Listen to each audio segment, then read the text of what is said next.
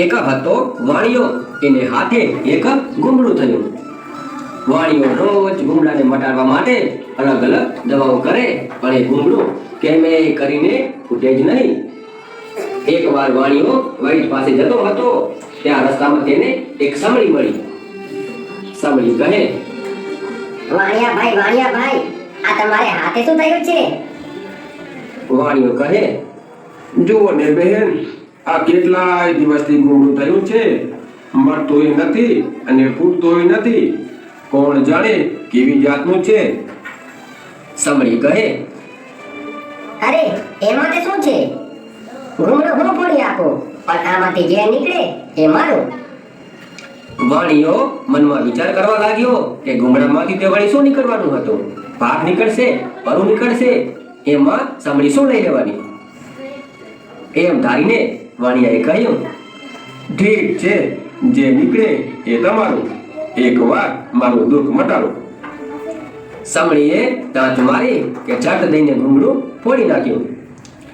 પણ કરે શું, સમળી સાથે વચને બંધાયો હતો. છેવટે પોચવાતા મને વાણિયાએ સમળીને દીકરી આપી. સમળી તો દીકરીને એના માળામાં લઈ ગઈ. મોટા બધા માળામાં સમળીએ એને રાખી. સમળીએ એનું નામ રંભા પાડ્યું. સમળી તો રંભાની ખૂબ જાતના કપડા લાવે અને તેને ખુશ રાખવા લાગી. રંભાને કોઈ વાતનું દુઃખ ન હતું. એક દિવસ રંભા કહે,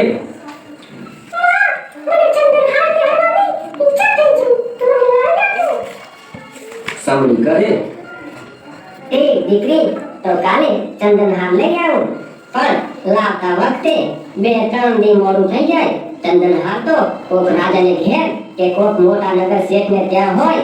મોડી આવો તો મૂંઝાતી નહીં હો. સમળી તો ચંદનહાર લેવા ઉડી. 1 દિવસ થયો, 2 દિવસ થયા, 3 દિવસ થયા, પણ ક્યાંય ચંદનહાર હાથ ન આવ્યો. ચંદનહાર ક્યાંયથી મળે ત્યારે સમળી પાછી આવે ને. રંભા તો મારામાં બેઠી બેઠી સમળી માની રાહ જોવે છે. આજ આવશે, કાલ આવશે એમ કરતી વાટ જોતી બેઠી છે. ત્યાં તો એક રાજાનો કુંવર શિકારે નીકળેલો એ મારા પાસે આવ્યો. રંભાને જોઈને એ ખુશ થઈ ગયો.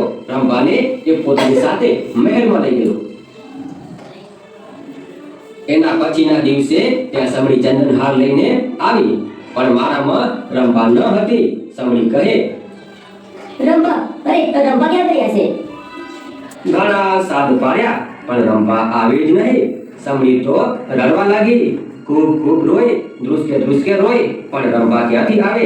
એ તો રાજાના કુંવર સાથે મહેલમાં ગઈ હતી. સમળી તો રોઈને થાકી. પછી કહે, ચાલો રંભાને ક્યાંક ગોતો, અહીં આજુબાજુ ક્યાં હશે. સમળી તો ઉડી દરેક ઘરના છાપરે જઈને બેસે અને બોલે, મારી રૂપાળી બાને, મારી રાધિકા બાને કોણ હરી ગયું, કોણ જીતી ગયું, કોણે દીધા વનવાસ. સમળી ગામો ગામ ફરે, છાપરે બેસીને બોલે. એમ કરતા જે ગામમાં રંભા હતી એ ગામમાં સમળી આવી અને રાજાના મહેલ ઉપર જ બેસીને બોલી, મારી રૂપાળી બાને, મારી રાધિકા બાને કોણ હરી ગયું, કોણ જીતી ગયું, કોણે દીધા વનવાસ. રંભા મહેલની અંદર હતી. એને કાને સમળીનો અવાજ સંભળાયો. રંભા કહે, ત્યાં તો સમળી ફરીથી બોલી, મારી રૂપાળી બાને, મારી રાધિકા બાને કોણ હરી ગયું, કોણ જીતી ગયું, કોણે દીધા વનવાસ.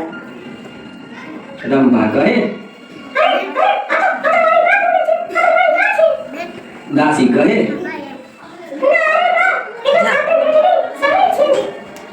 રંભા કહે, પછી એ સમળીને અંદર લાવે છે. દીકરીને જોઈ સમળી તો રાજી થઈ ગઈ. પછી રંભાએ સમળીને એ રાજમહેલમાં જ રાખી.